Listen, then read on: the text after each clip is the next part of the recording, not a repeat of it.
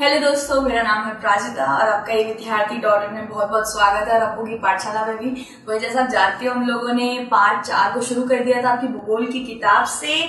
वायु, इसका परिचय मैं दे चुकी हूँ, अगर नहीं देखा जाके जल्दी से देख लेना। और एक चीज और बताना चाहूंगी, जितने भी मैं नोट्स लिखवाती हूँ यहाँ पे वो आपको ई-विद्यार्थी.in की वेबसाइट पे मिल जाएंगे। तो हमारा विषय जो है वो है वायुमंडल का संगठन। जैसे आप जानते हो, वायु को हम इस्तेमाल करते हैं सांस लेने के लिए। तो हम जब सांस लेते हैं ना, तो सांस लेते वक्त जो वायु के अंदर बहुत सारी, हम सोचते हैं कि यार सिर्फ और सिर्फ ऑक्सीजन ही है, लेकिन नहीं, और भी ऐसी बहुत सारी गैसेस होती हैं जो वायुमंडल में हमारे सांस लेते वक्त हमारे अंदर चली जाती हैं। ठीक है, तो सांस लेते वक्त ऐसी कौन कौन सी गैसेस हमें दिख रही हैं, यहाँ पे देख सकते हो। सबसे ज्यादा मुझे पहले लगता था सिर्फ और सिर्फ हम जो सांस लेते हैं वो सिर्फ ऑक्सीजन का ही सांस लेते हैं, उसके अंदर सिर्फ और सिर्फ ऑक्सीजन होता होगा, लेकिन ऐसा बिल्कुल नहीं है। मैं यहाँ पे एक छोटा सा चार्ट, ये आपको दिख रहा होगा तस्वीर, इसके अंदर सबसे ज्यादा जो मात्रा में जो रहता है प्रतिशत में, वो है नाइट्रोजन। ठीक है, तो जब हम सांस लेते हैं तो नाइट्रोजन भी हमारे अंदर जाता है। ठीक है, वो अलग बात है कि हम नाइट्रोजन अलग निकाल देते हैं, कैसे कैसे करके हम निकाल देते हैं। ठीक है, सांस लेते हैं फिर उसे छोड़ भी देते हैं। और उसके बाद ऑक्सीजन दोस्तों 21% आपको ऑक्सीजन मिल जाएगा। जो हम सांस लेते हैं उसके अंदर 78 यानी कि 78% होता है नाइट्रोजन और 21% होता है ऑक्सीजन। फिर एक और गैस होता है जो है कार्बन डाइऑक्साइड। अगर हम इसकी बात करें तो कार्बन डाइऑक्साइड आपको मैं यहाँ पे लिख देती हूँ, शायद 0.093% कार्बन डाइऑक्साइड रहता है, 0 होता है, ज्यादा हुआ तो नहीं हो पाएगा भाई। और अगर आप 1% बात करें तो 1% रहता है वाटर वेपर, कण रहते हैं, कुछ पानी के छींट रहते हैं, कुछ कण रहते हैं, थोड़ी बहुत धूल मिट्टी वगैरह वगैरह भी हमारे सांस लेते वक्त अंदर जाती है।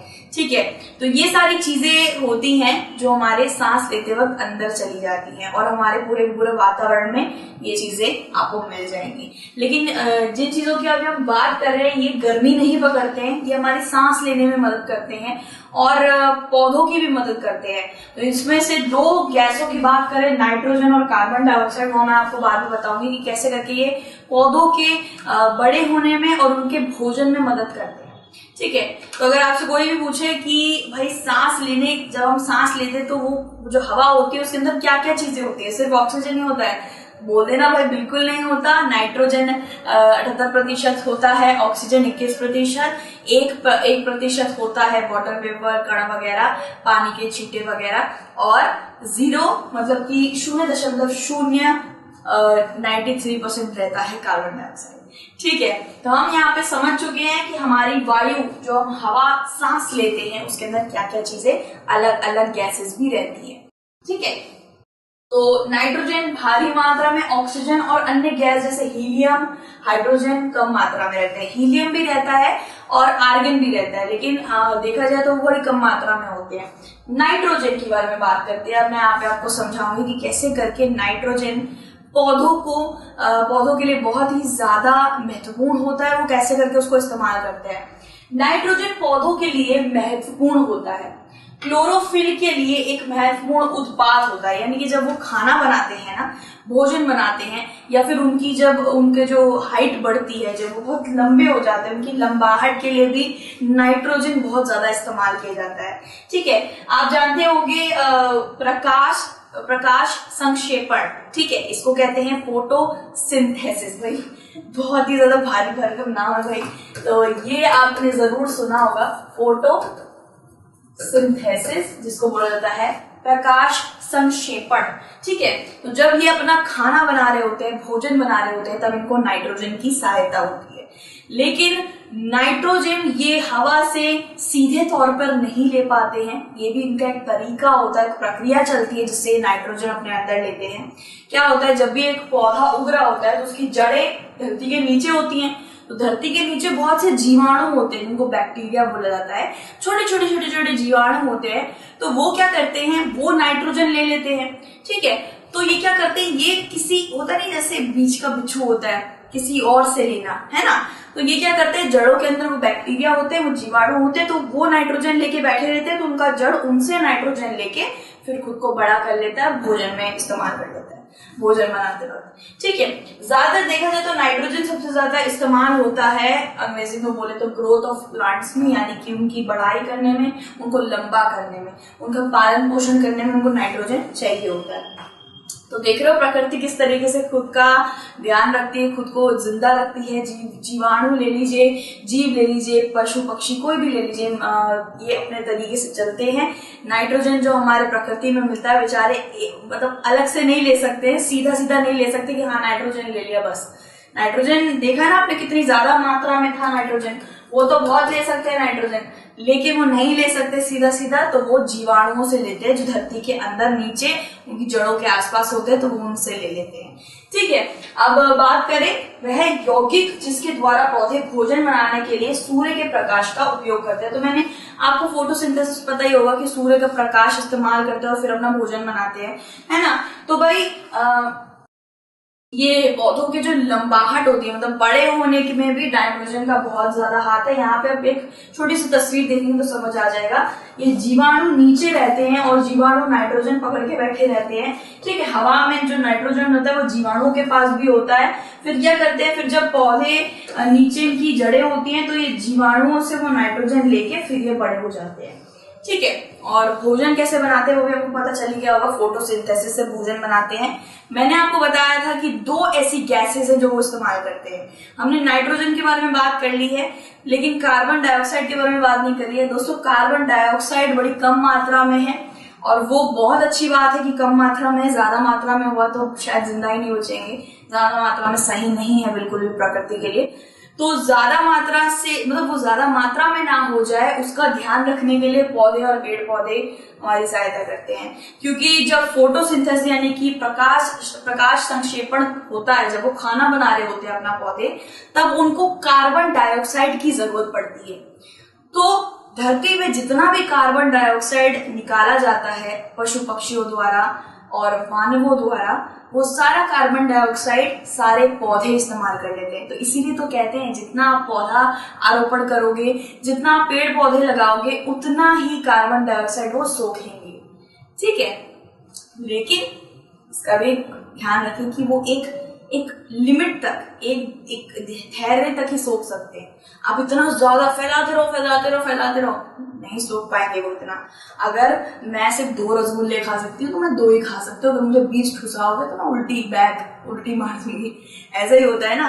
अगर आपको जबरदस्ती बहुत सारा आपका कितना भी बहुत ही ज्यादा मनपसंद खाना, चाउमीन चलो आपका मनपसंद है, जब कोई कमेंट बॉक्स में लिख रहा होगा कि हाँ मैम मेरा मनपसंद है, या बिरयानी किसी का मनपसंद जरूर होगा, लेकिन क्या आप बिरयानी को 4-5 प्लेट एक साथ खा सकते हो? अब बच्चे बोलूँ हाँ मैं खा लूंगा, लेकिन नहीं, बहुत से बच्चे होते नहीं खा पाते। 4-5 प्लेट इतना थाला भर के नहीं खा पाओगे, उल्टी मार दो। तो जीवाणु ये पौधों के साथ भी ऐसे ही होता है दोस्तों। अगर आप बहुत ज्यादा कार्बन डाइऑक्साइड फैलाओगे, है ना, ये कार्बन डाइऑक्साइड कहाँ से फैलता है जानते ही, इंडस्ट्री वगैरह, फैक्ट्री से धुआं निकला, इन सब चीजों से, प्रदूषण वगैरह से, इन सबसे कार्बन डाइऑक्साइड फैलता है और मनुष्य खुद भी फैलाता है। ठीक है, मनुष्य कार्बन डाइऑक्साइड तो बाहर निकालता है, ऑक्सीजन लेता है, कार्बन डाइऑक्साइड बाहर निकालता है। हमें कैसे समझाओ, कार्बन डाइऑक्साइड पाद में भी होता है तो भाई पार्ट में क्या बोलूं मैं इसको, और क्या बोलूं, हवा निकालते हैं जो हम लोग पीछे से, उसमें भी कार्बन डाइऑक्साइड होता है थोड़ी सी मात्रा में, तो वो सब सोख लेता है। कौन पौधे। ठीक है, अब ये कमेंट बॉक्स में लिखना मत कोई वो वाला शब्द, वैसे तो सबको पता है, वो हम बहुत बार वो शब्द इस्तेमाल करते हैं, लेकिन क्या बताएं वो ज्यादा यहाँ पे इस्तेमाल नहीं कर सकते। सीधे तौर पर नहीं, बल्कि बैक्टीरिया की मदद से जो नाइट्रोजन का रूप बदल देता है। तो देखा जाए तो बैक्टीरिया जो होता है, जिसके बारे में बात करी थी, नाइट्रोजन की भी बात चल रही है, तो जो बैक्टीरिया होते हैं, जीवाणु होते हैं, वो लोग नाइट्रोजन का रूप बदल देते हैं, वो उसको नाइट्रेट बना देते हैं। ठीक है, उसको नाइट्रेट बना देते हैं और उसके बाद वो पौधे नाइट्रेट को सोखकर बड़े हो जाते हैं।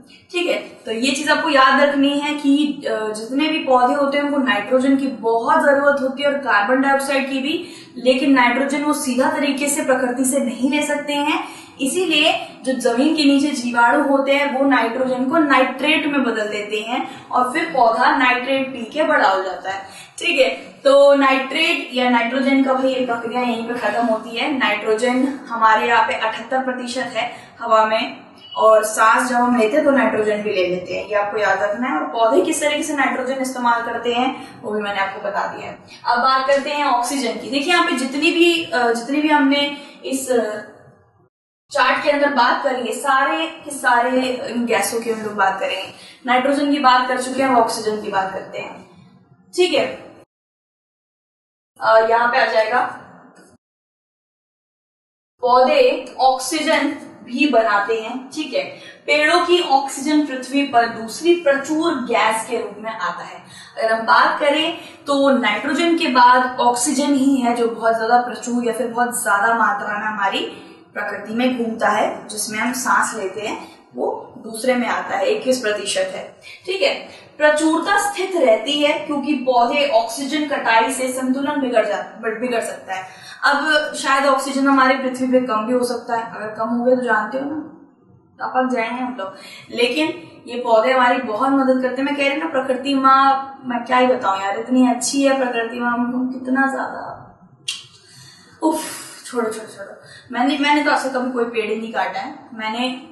मेरे तो यहाँ पे इतने सारे गमले वमले हैं, उनको रोज पानी देना है वगैरह। हम तो बहुत पसंद करते हैं जब हरी हरी घास लहराती है, सुंदर सुंदर पेड़, या पेड़ हमेशा कितने छाया देते हैं हमें, और हम उन्हें कितना ज्यादा प्रकृति को खत्म कर देते हैं यार हम लोग अपने फायदे के लिए। तो बहुत गलत बात है।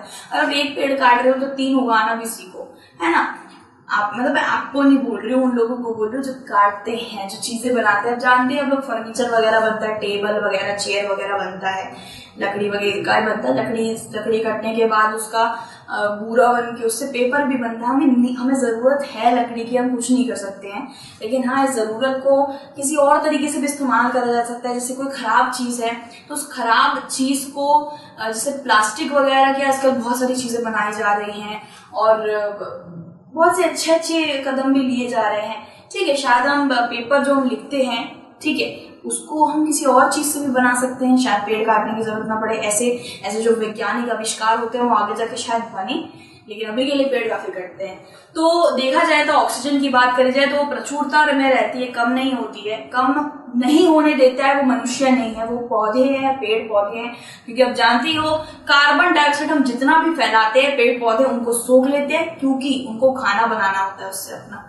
प्रकाश संक्षेपण यानी कि फोटोसिंथेसिस के वक्त उनको कार्बन डाइऑक्साइड चाहिए होता है, और उसके बदले में वो ऑक्सीजन बाहर छोड़ देते हैं।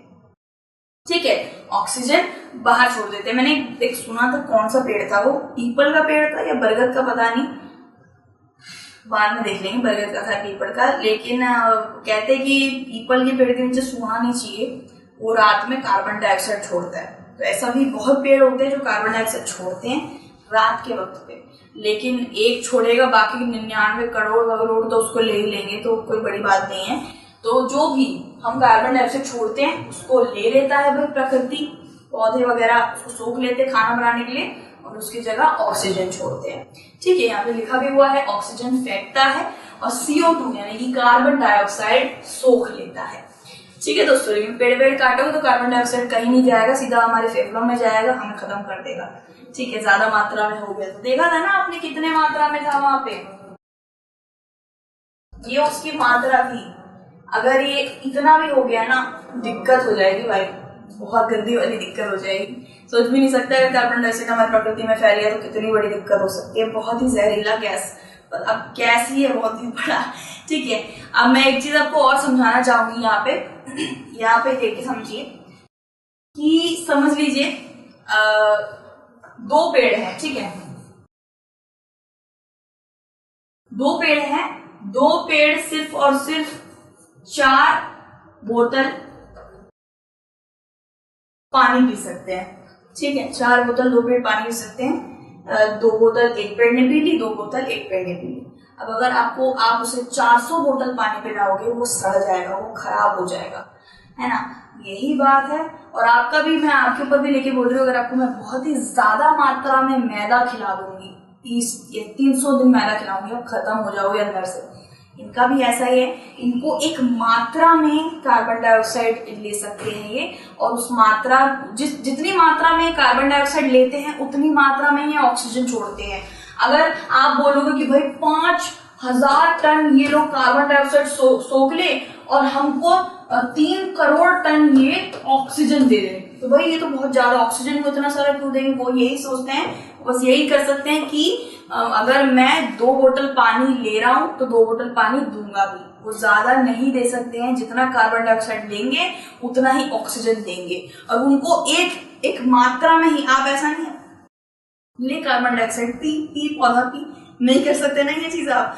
वो सिर्फ और सिर्फ अगर उसको 0.1% ही चाहिए तो उतना ही % ऑक्सीजन भी बाहर निकालेगा, वो ज्यादा नहीं ले सकता। उसको जितनी जरूरत होता है ना, जितनी जरूरत है मैं उतना ही खाऊंगी, जितना पैसा मैंने इसके खाने का दिया है मैं उतना ही दूंगी। अगर आप बोलोगे कि 10 रुपए की मैगी खा लो और उसके बदले मुझे 50 रुपए दे दो, वो गलत बात होगी। तो भाई हम पौधों के साथ ऐसा नहीं कर सकते। पौधे कोई इंसान नहीं है, पौधों का मुंह नहीं होता है कि हम ऐसे खोले और भर भर के दे दे फिर वो हमें ऑक्सीजन दे दे, है ना। वो सिर्फ उतना ही CO2 यानी कि कार्बन डाइऑक्साइड को लेंगे जितना वो ऑक्सीजन दे सकते हैं, ठीक है। तो इसीलिए कहते हैं पौधा आरोपण करना चाहिए, बहुत करना चाहिए। अगर कोई 1% भी 1% भी कार्बन डाइऑक्साइड ले रहा है तो कितने सारे सैकड़ों खड़ा कर दोगे पौधे आप, तो वो सारे कार्बन डाइऑक्साइड 1% करके सोख लेंगे, ठीक है। तो ये आपको समझना है कि पौधे उतना ही लेते हैं खाना बनाने के लिए जितना उनको चाहिए, वो ज्यादा मात्रा में नहीं ले सकते। धुआं फैलाते रहोगे, बोलोगे अरे पौधे तो बचा लेंगे हमें, तो ऐसा नहीं होने वाला, ठीक है। कार्बन डाइऑक्साइड की भी हमने बात कर ही ली, ऑक्सीजन की भी हमने बात कर ही ली कि ऑक्सीजन कौन सबसे ज्यादा फैलाता है। पौधे लेते हैं और पौधे फैलाते भी हैं ऑक्सीजन, इसलिए ये संतुलन बना रहता है कि कार्बन डाइऑक्साइड जा भी रहा है और ऑक्सीजन आ भी रहा है, ठीक है। लेकिन अगर बहुत ज्यादा मात्रा में कार्बन डाइऑक्साइड फैलेगा तो ऑक्सीजन का ये संतुलन बिगड़ सकता है। भोजन बनाने के लिए पौधों द्वारा उपयोग किया जाता है कार्बन डाइऑक्साइड, ये मनुष्य और जानवरों द्वारा छोड़ा जाता है, मैंने आपको बता दिया है, और बदले में पौधे ऑक्सीजन, पूर्ण संतुलन बना रहता है, ऑक्सीजन लेते हैं, मैंने आपको पूरा भी बता दिया है। अतिरिक्त सब कुछ खराब है, ईंधन का जलना, कोयले का जलना, तेल का जलना पर्यावरण को प्रभावित करने वाले अरबों CO2 जोड़ता है। तेल जलाओ, ये जलाओ, वो जलाओ, लकड़ी जलाओ, कोयला जलाओ, जितना जलाओगे उतना कार्बन डाइऑक्साइड फैलेगा। लेकिन पेड़ चला के भाई, पेड़ उतना ही लेगा जितना उसको खाना बनाना है, खाने के लिए चाहिए, बाकी वो नहीं सोखेगा। इसीलिए कहते हैं पेड़ उगाते रहो, हरियाली भी बनी रहेगी, छाया बनी रहेगी, हमारा प्रदूषण भी कम हो जाएगा, ठंडक रहेगी, पानी बरसात होने के आसार है। पेड़ कुछ ऐसी चीजें भी होती है हमारी पृथ्वी पे जिसको आप जितनी मात्रा में उगा लो उतना अच्छा है, ठीक है। कुछ ऐसी चीजें भी होती हैं। यहाँ पे एक चीज, ये इस पंक्ति पर आप थोड़ा सा गौर करिए, अतिरिक्त सब कुछ ही खराब होता है। अगर आपके खाने में बहुत सारा नमक डाल दो, खाना खाने लायक भी नहीं रहेगा, और कम डालो तो खाना फिक्का रहेगा, आप वापस से नमक डालोगे। तो अगर खाना बिल्कुल सही शून्य मात्रा में होगा ना, भाई खाना खाने का मजा आ जाएगा। तो हर चीज सही मात्रा में होनी चाहिए। अगर 2 किलो आप सेब खा रहे हो तो उसके साथ 2 किलो पानी, मतलब 2 किलो नहीं, मतलब 2 लीटर पानी भी पी लो। सेब ये कुछ नहीं बना यार, क्या बोल रही है। अच्छा, मैं आपको समझाती हूँ, एक और उदाहरण देती हूँ। अगर आप एक पैकेट मैगी खाते हो ना, तो उसके बदले कुछ ऐसा खाना भी खा लो जो मैगी की गंदी चीजों को काट डाले और आपको अच्छा रखे, आपको संतुलन खराब ना करे। वही बात है दोस्तों। विषय है दूसरा वाला है वायुमंडल की संरचना। इसमें शोभ मंडल, मध्य मंडल, ये सब पढ़ेंगे हम लोग कि कितने परतें हैं, परत दर परतें हैं हमारे वायुमंडल के अंदर, वो हम पढ़ेंगे। इसके बाद वाला विषय हमने देख लिया है और उम्मीद करती हूँ आपको ये विषय अच्छा लगा होगा। मेरे को तो ये वायु वाला ये जो पार्ट है बहुत ज्यादा साधारण लग रहा है, बहुत ही साधारण है, प्रकृति के ऊपर है, आराम से लिख के आ जाओगे और आप ढंग से सुनोगे और ढंग से देखोगे तो ठीक है। ठीक है, सुन लिया आप लोगों ने, हमें और कुछ नहीं चाहिए। बाकी be happy, be positive, God bless you, और दूसरों की सहायता करिए, help others. Thank you very much for watching this video, और अपना ध्यान रखिएगा। Take care, bye.